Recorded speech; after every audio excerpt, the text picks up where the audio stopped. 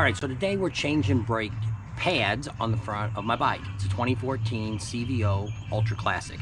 What you gotta do is you gotta get 2 sets of pads. I already did the other side. So just wanted to show you real quick. Actually, I got these from J&P Cycles in Daytona.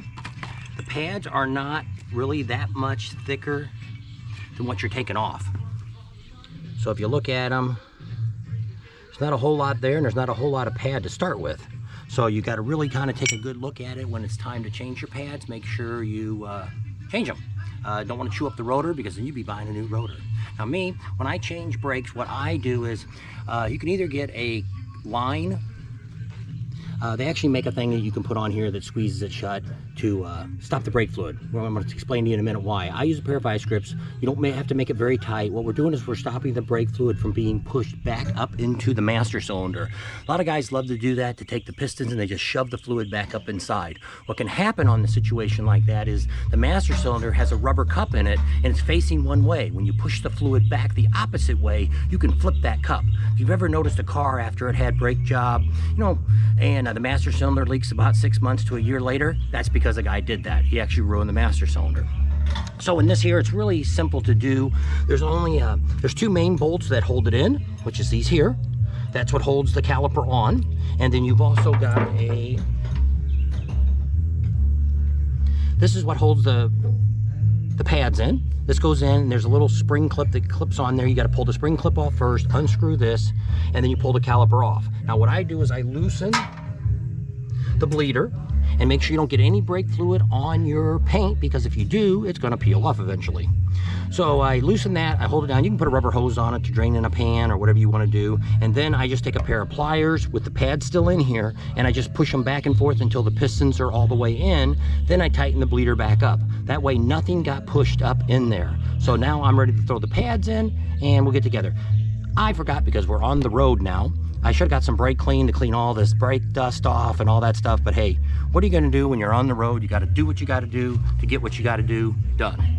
So I'll put all this together and then we'll take it out for a road test and I'll let you know how it turned out.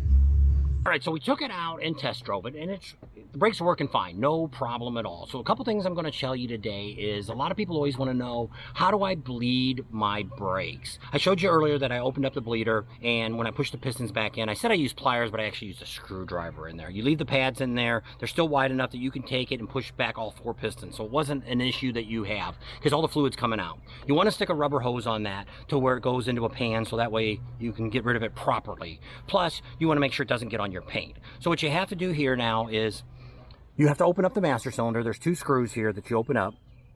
Pull the top off. There's a rubber in there, the seal. You pull that up, and it's best to maybe take a little bit of that brake fluid out with a syringe or something like that while you've got this off.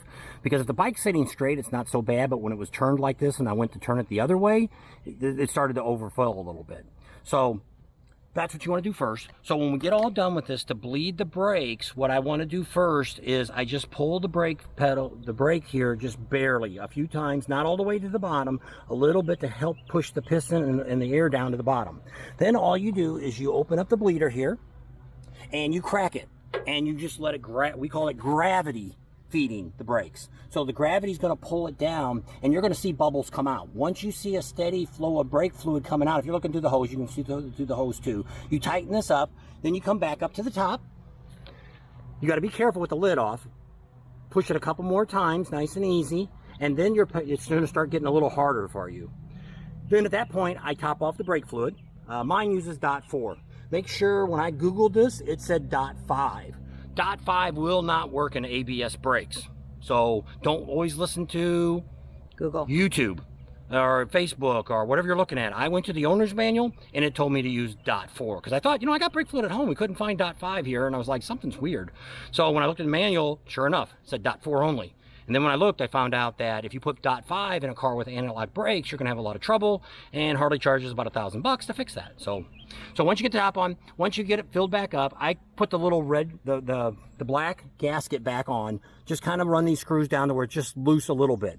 Now I come back down here, and I crack this again, and you're going to see about 3 or 4 more bubbles come out. Now it's going to be, then you tighten it back up, you pull the handle a couple more times, come back down, crack it. If it's solid fluid, you're done. You're all done with it. Then you can do the other side, however you want to do it. I did them both at the end. at the end. So now if you look at my brakes, it's nice and it's a good pedal on there. Well, I call it pedal because it's for a car. But I mean, I got a good tight brake here. There's not a lot of play. There's no, you know, if you had air in it, it's also going to ooze down a little bit.